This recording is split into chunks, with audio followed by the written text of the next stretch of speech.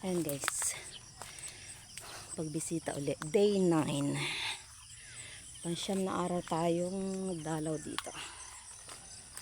Ayan, napakaganda, mahamog nga lang. Kaya ako pumunta dito, nagtanim lang ako ng okra na pinanghingi ko. Nakakulang o mahigit na 30 puno. Titingnan natin kung may mabubuhay doon.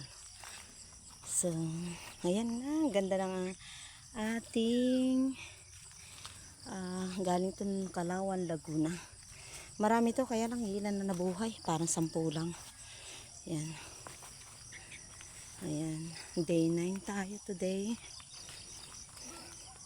Napakadami to. Ito yatang nabili noon, mahigit 100, 120 puno, yan lang natira. Pero malaki na siya, tumaba siya. Tumaba itong aking hindi kasi na to nung tag-araw, napabayaan. Akala ko nga patay. Ayan ayun isa yun, medyo mataas-taas. Magsi 6:30 na. Kaya guys, ito pa, may isa pang sari-sari nandito sa looban. Ayan. Sari-sari, saging. May saging tayo, may dragon fruit, balinghoy. Meron tayong mani, pero panala ang mani kasi dapat ito pang tag-araw daw. Ay inabot ang tag-ulan. Ayan, may gabi. May gabi tayo, may mga niyog. Ayan, ang ating lemon. Ang niyog natin kung saan-saan pinanghingi yan guys. May hiningi akong dwarfs ay walang nabuhay. May hiningi ulit akong dwarfs, baka sakaling mabuhay. Ito ay saging. Kasi ito yung matataas ng niyog. Dati niyugan to eh. Kaya lang pinaputol nila ito lahat. Binenta nila lahat. So, itong niyog na ito ay may 1 taon na yan guys. Sa 1 year, ayan siya.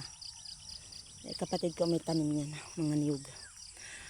Sabi niya may 50 daw itong mahigit. 3 namatay, di 47 lang to. Ang saging niya nakakatuwa. Yung saging na mabango, na galing Mindoro, lakatan yata yun. Nandun sa kabila, sa dulo. 2 puno yung dala niya. Talaga nagtyaga siyang binitbit galing Mindoro yun. Meron naman dito, nakakayanan daw ng manghingi.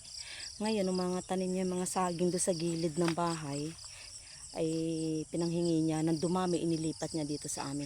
Dito sa lote namin. Ayan. Kaya tuwan-tuwa yung aking asawa pagka nakikita ito. Hindi siya mahilig, guys. Kung mahilig lang sa ako sa halaman, pati yung kanyang binigay sa kanya ng kanyang magulang, pinaghati-hatian nila, ay may tanim din sana. Hindi siya mahilig. Hindi rin kaya ng kapatid ko. So, pag tayo nagkapera ay ating ipapatamnan uli.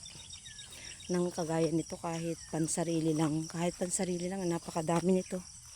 Hindi namin to mauubos. Kaya nga malaki din ang naibenta niya dito sa balinghoy. Yun naman ay pagbenta niya ng balinghoy, hindi naman kumbaga sobra pa sa pagkain. Nakakapag-grocery siya.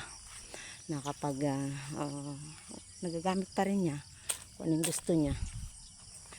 Hindi namin hinihingi yun, pero nag-grocery siya. Siya nagtatanim kasi dito. Ayan. Hindi namin siya sinasahuran. So, tinam na naman niya lahat ito. Mag-a-apply siya ngayon. Pagka nandun sa Maynila, mag-a-apply. Bilin-bilin niya sa akin itong bakod.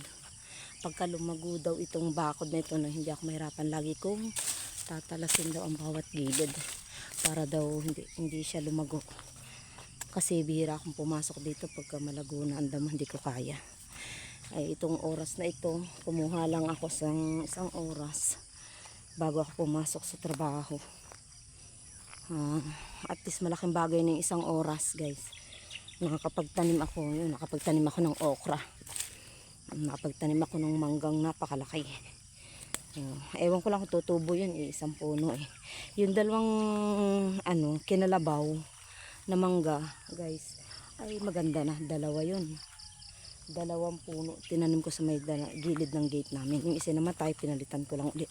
Kaya naging 2. Ayan, ito'y katatanim lang dito. Ayan. Araw-araw kong binibisita ito. Sadyang binabakuran niya ito guys kasi ang baka dinadaganan. Nakakalusot dito, nakakapanira ng halaman.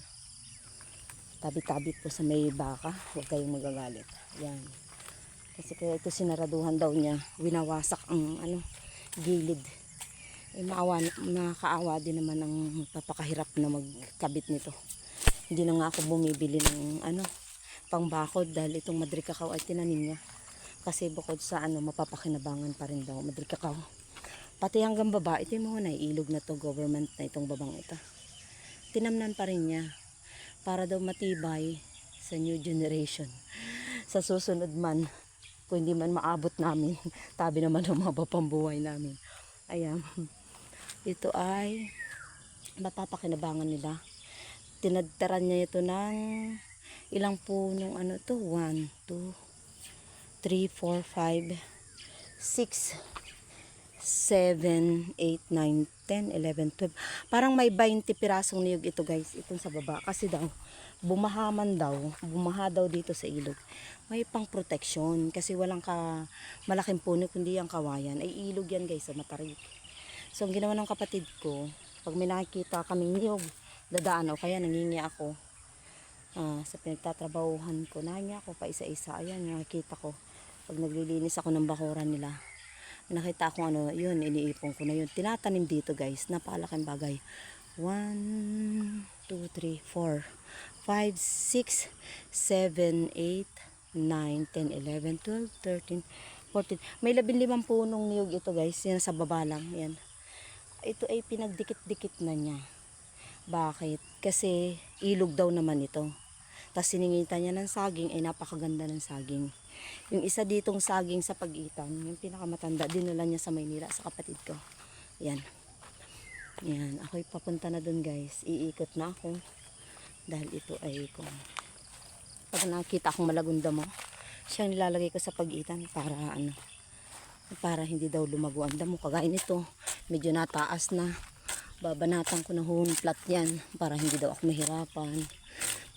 Kasi kung i-spray daw lagi ng panggrasero, ng pandamo, nababa daw ang lupa. Kaya pinaghihirapan niya talaga ang paglilinis. Hindi siya umaasa sa grasero. Bukod sa nakakapanghinayang kasi isang bote nun, isang ganun, 1.5. Pinagtsatsagaan niyang ganyan. Pero napakalinis naman. At least, walang grasero, hindi bababa ang tubig. Yan guys, ako'y papunta na doon, pabalik na. At maya hindi lang ako makapag-download. Kahapon pa walang kuryente. Ay, walang wifi kami. Nakikiconnect lang ako ng wifi. Kaya hindi ako makapag-update dito sa na to. Ayan. Diba? Yan, hanggang dito lang muna guys. And thank you for watching. God bless us. And pagpalain po tayo ng Lord lahat. Bye. God bless.